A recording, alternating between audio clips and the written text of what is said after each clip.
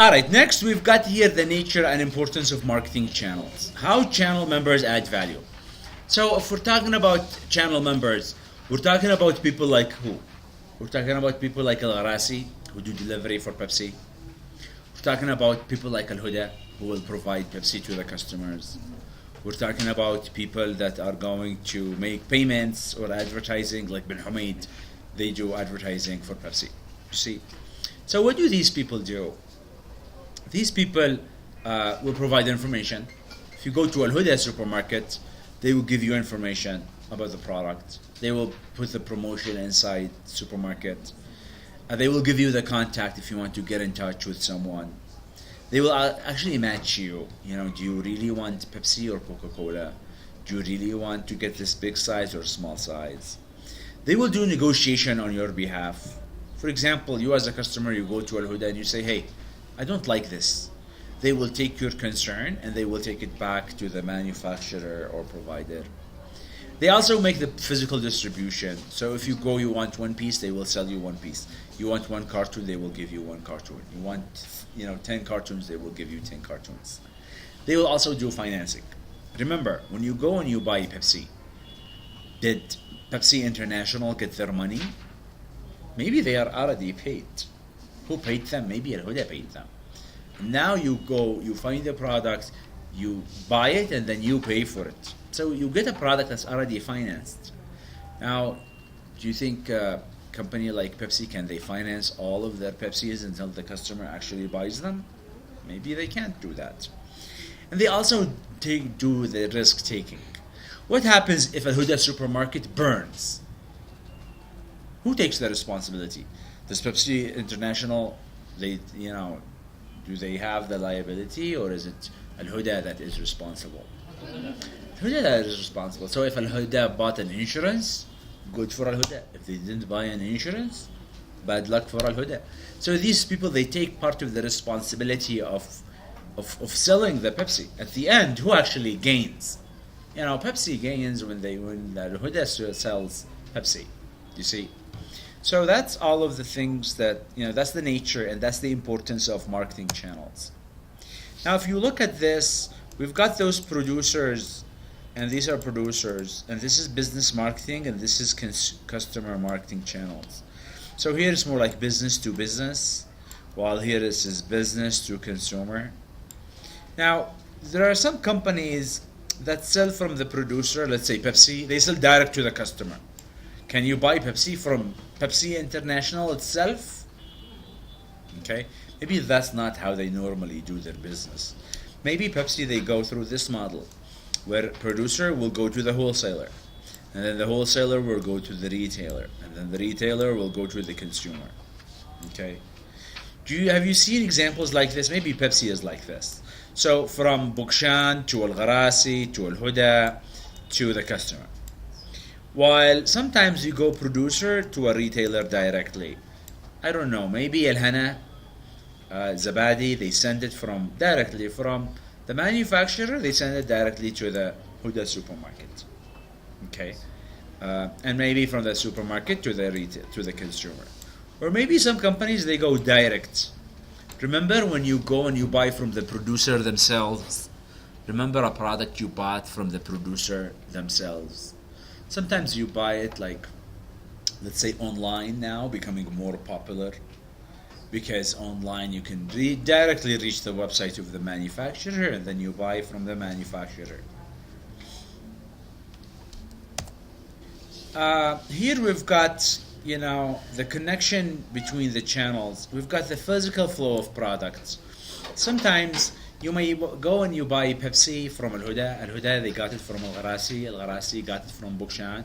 Al-Bukshan got it from the manufacturing facility inside Jeddah, which is licensed by Pepsi. Okay. There's also the flow of ownership. Sometimes when you go, maybe the ownership is not the same flow. Maybe the flow went a little bit different. Maybe when Al-Huda buys Pepsi, it doesn't buy it directly from Al-Gharasi. Maybe they buy it from Bukshan. Or maybe they buy it from International Pepsi. So sometimes the ownership is not exactly the same as the flow of the actual good. The same thing with the money. maybe you don't pay directly the same way the product flows. The same way with information. Maybe you get your information about Pepsi directly from Pepsi.com. And there's also promotions. Anyone have seen promotions for Pepsi? They don't do a lot of promotions, do they? Remember, they once did Pepsi, they did a promotion. When you buy a Pepsi, on the back of the cover, there will be a number. And then this number, you take it to the iTunes and they give you like free song. You see? So maybe these promotions, they go through a completely different route. Maybe it has nothing to do with Al-Gharasi or Bukshan. They do it through some other, advertising or promotion companies. They go through Apple maybe. So what do we mean by a marketing channel? Consists of all the firms that have partners for their common good with each other, playing a specialized role. And a channel conflict. Do you guys know what's a channel conflict?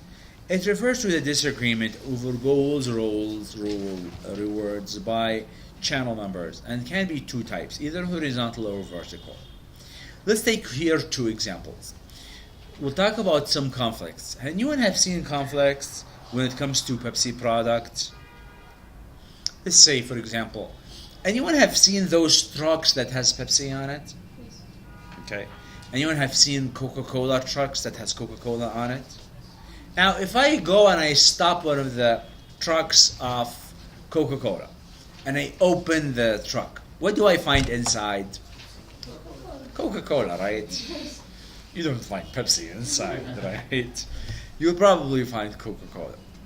Now, if I go to some supermarkets, and I go to Al Huda supermarket, and I find the refrigerator that says Coca-Cola, what do I find inside? Sometimes I find Zabadi, right?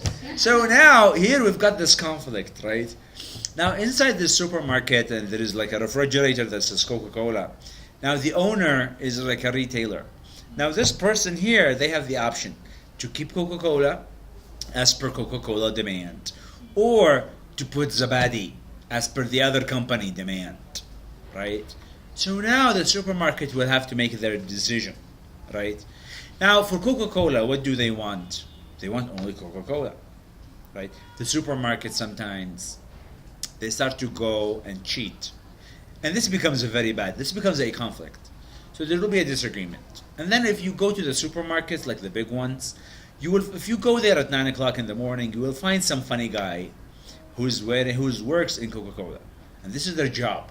They go into Al Huda and they check all the refrigerators. And they make sure that these refrigerators, remember when we talked about they fill them and they put the order? Their job is to check that there is no other competing products that is inside the refrigerator. They see, they go, hey, look, we've got this agreement, and therefore, if you continue to do that, we're going to, some action by the Coca-Cola company. You see? So, here are some examples of conflicts. So, the conventional distribution systems, they consist of one or more independent producers, wholesalers, retailers. Each will seek to maximize its own profits. Do you guys remember your economic classes when we talked about maximization? Remember in your quantitative class, we talked about maximization. A lot of companies, they do maximization. Now, sometimes this maximization, it is not going to be good for the other members of the channel, right? Remember the value delivery network? Sometimes the supermarket, if they maximize their revenues, what do? They will start to take the refrigerator and they put everything inside. Because if they have one refrigerator, that's going to take less watts, for a simple reason. But for the companies, they don't want that. They want to have their own refrigerator that has all of their products, and the customer come and they see the product and they grab what they want. They don't want the customer to open a big refrigerator and sort, and maybe they want Coca-Cola and then they see, oh, maybe I buy a Pepsi, and they go. The companies don't want that, right?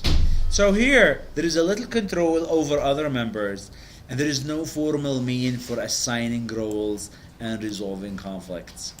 So this is the conventional distribution center. This is the conventional distribution systems that used to happen. But is it still the same today? No. Let's see what's going on today.